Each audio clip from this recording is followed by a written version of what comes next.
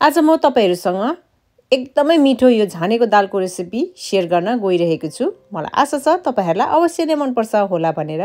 Recipe मन परे साथी फ्यामिलीहरुसँग शेयर गरेर भिडियोलाई लाइक अनि च्यानलमा नयाँ हुनुहुन्छ भने प्लिज छितेन डुक्पा रेसिपीलाई सब्स्क्राइब गर्नु चाहिँ नबिर्सिदिनुस् है। नमस्ते, म छितेन, तपाईहरुलाई स्वागत गर्छु छितेन डुक्पा रेसिपीमा। यो रेसिपीको लागि मैले यहाँनिर चानाको दाललाई आधी घण्टा भिजाएर राखेको छु। दाल चाहिँ मैले यो सानो बोलको 1 बोल भिजाएको हो। सँगसँगै मैले यहाँनिर थोरै पहेँलो मुङ दाल पनि भिजाएर राखेको छु। र पहेँलो मुङ दाल चाहिँ म यसलाई भन्छु। तपाईहरुले यो दाललाई के भन्नुहुन्छ कमेन्ट बक्समा कमेन्ट गर्नुहोस् है त। भिजाएर राखेको यो दुईटै दाललाई चाहिँ म कुकरमा राख्दै छु।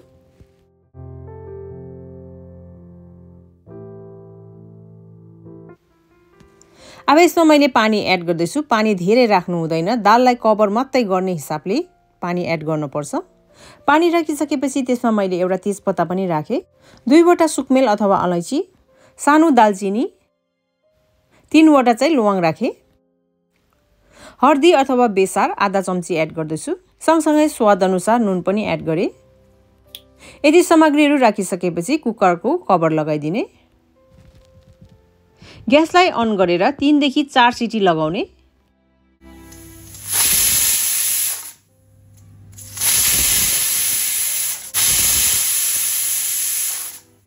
मैले चाहिँ 3 सिटी लागिसकेपछि ग्यासलाई अफ गरेर कुकरलाई त्यतिकै सेलिन दिनको लागि छोड्दिएको छु। कुकर सेलिसकेको छ र यसको ग्यास पनि मज्जाले गइसकेको छ। तपाईहरुलाई म खोलेर देखाउँदै छु दाल कस्तो भएको छ भनेर। पर्फेक्टली यो दाल पाकेको छ। र यो पहेँलो दाल मैले किन हालेको भन्दाखेरि चाहिँ यो पहेँलो दालले चाहिँ दाललाई अलिक बाक्लो बनाउने काम गर्छ। नर्मली चानाको दाल चाहिँ दाल र पानी छुटिन्छ, र यो पहेँलो दालले चाहिँ त्यस्तो हुन दिदैन। पाकेको दाललाई साइडमा राखेर तातो कराईमा मैले यहाँ 5 चम्ची तेल तताउँदै छु। तेल चाहिँ अलिक बेसी लाग्ने हुनाले मैले 5 चम्ची राखेको छु। तेल मज्जाले तातेपछि यहाँनिर आधा चम्ची मैले जिरा पड्काउँदै छु। आधा चम्चा हिङ पनि राख्दैछु, अप्सनल, यदि छैन भने नराख्दा पनि हुन्छ। 2 वटा मिडियम साइजको प्याजलाई चप गरेर त्यो पनि मैले एड गरे।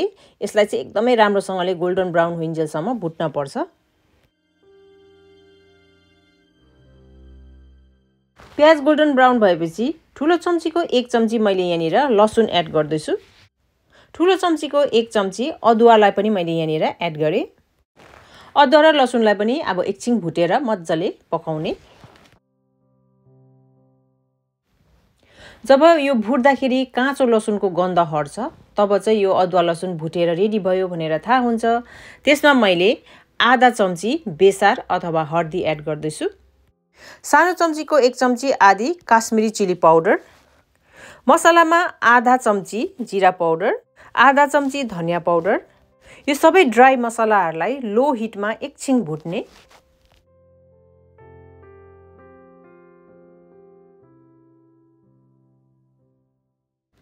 थोरै पानी राखेर मसलालाई राम्रोसँगले पाक्न दिने।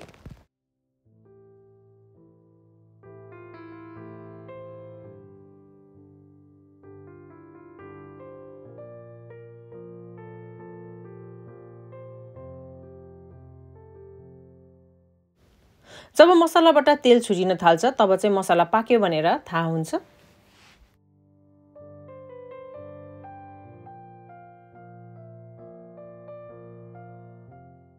मसला पाकिसकेपछि एउटा ठुलो टमाटरलाई यसरी चप गरेर राखेको छु। सँगसँगै मैले नुन पनि राखे। कभर गरेर मिडियम टु लो हिटमा टमाटर पाक्नको लागि मैले छोडिदिए। टमाटरलाई यसरी राखिसकेपछि टमाटरबाट धेरै पानीहरू निस्किन्छ। अब पानी निस्केर पनि यो ड्राई भइसकेको छ र अब यसलाई एकपल्ट राम्रोसँगले चलाउनु पर्छ। चलाएपछि थाहा भइहाल्छ टमाटर पाके कि पाकेन भनेर।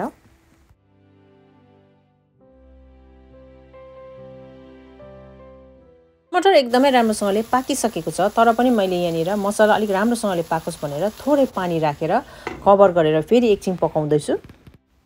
अघि राखेको पानी राम्रोसँगले ड्राई भइसकेको छ। यो एकदमै राम्रोसँगले अब चाहिँ मसला पाकेर रेडी भएको छ।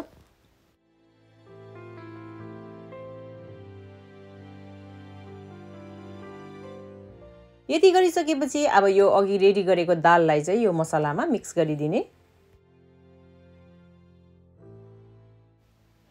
दाललाई राखिसकेपछि एकपल्ट यो मसलामा राम्रोसँगले मिक्स गरिदिने।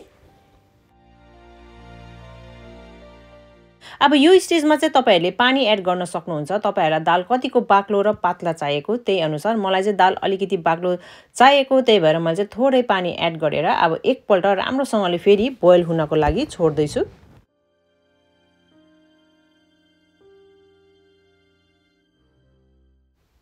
फाइनल बोइल पछि ल हेर्नुस् त दाल कति खौ लाग्दो बनेर रेडी भएको छ। यदि तपाईहरु जान्नु चाहनुहुन्न भने यो दाल चाहिँ अब सर्भ गर्नको लागि रेडी छ।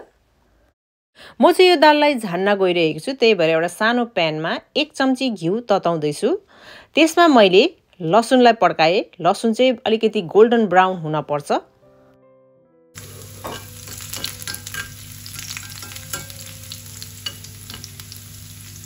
झन्डै राख्न बिर्सेको जीरा थोरै त्यो पनि मैले पड्काए।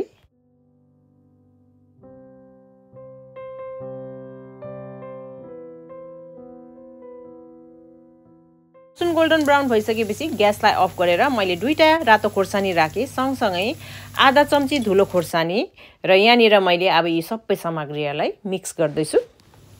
अब यो तातो मिक्सरलाई चाहिँ दालमा यसरी राखिदिने र तपाईहरुको अब यो दाल सर्भ गर्नको लागि रेडी छ।